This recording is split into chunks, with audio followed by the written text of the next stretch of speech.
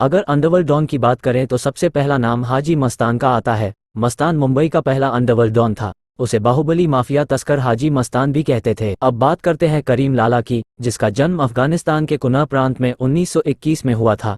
करीम लाला तस्करी समेत कई गैरकानूनी धंधे करता था। उसको हाजी मस्तान असली डॉन कहते थे।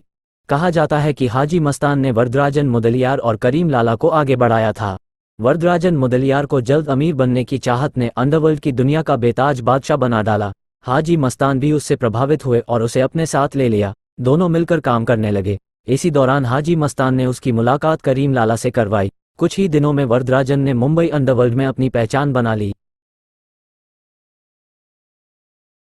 मुंबई अंडरवर्ल्ड की दुनिया की बात हो और दाऊद इब्राहिम का नाम सामने ना आए, ऐसा कैसे हो सकता है। दाऊद ने अपराध की दुनिया में कदम अपने भाई शब्बीर के साथ मिलकर तस्करी के काम से शुरू किया था। करीम लाला ने दाऊद के भाई शब्बीर की हत्या करवा दी, जिसके बाद दोनों गुटों के बीच खूनी गैंगवार शुरू हो गया।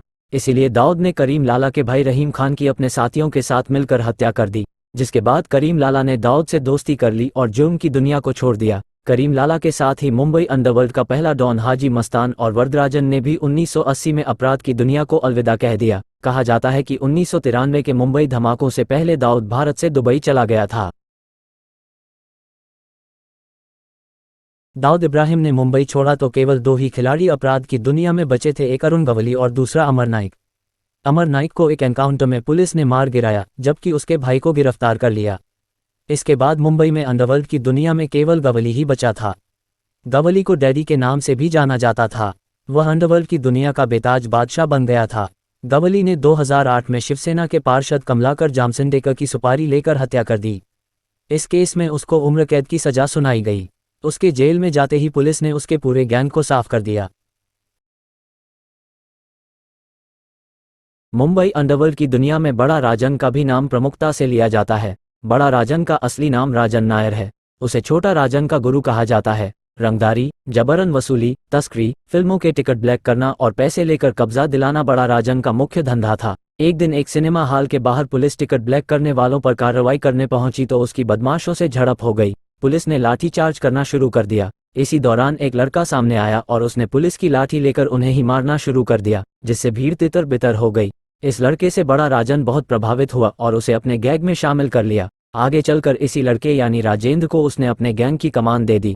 राजेंद्र ही आगे चलकर छोटा राजन के नाम से जाना गया। दोनों ने मिलकर पूरी मुंबई में अपने धंधे को आगे बढ़ाया। कहा जाता है कि तस्करी करके दोनों ने खूब पैसा कमाया। एक समय ऐसा आया जब बड़ा राजन ने करीम लाला और हाजी मस्तान को तस्करी के धंधे में पीछे छोड़ दिया। इसके बाद 1980 के अंत में बड़ा राजन ने अब्दुल कुंजू नाम के एक अपराधी को अपनी गैंग में जगह दी, जिसने कुछ समय बाद बड़ा राजन की प्रेमिका से ही शादी कर ली।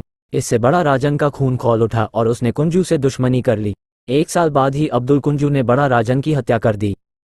बड़ा राजन की 1982 में हत्या के बाद उसके धंधों को छोटा राजन ने आगे बढ़ाया। उसने बड़ा राजन के हत्यारों को जान से मारने की कसम खाई।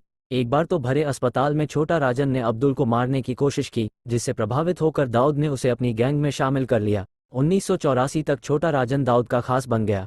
इसी दौरान छोटा राजन को पता चला कि अब्दुल खेल के मैदान में देखा गया है, तो छोटा राजन वहां पहुंचा और अब्दुल को गोली मारकर मौत के घाट उतार दिया। दोस्तों, आपको ये वीडियो कैसा लगा प्लीज़ कमेंट में बताएं और चैनल सब्सक्राइब कर दे। वीडियो का अगला पार्ट देखने के लिए कमेंट में पार्ट 2 लिखें।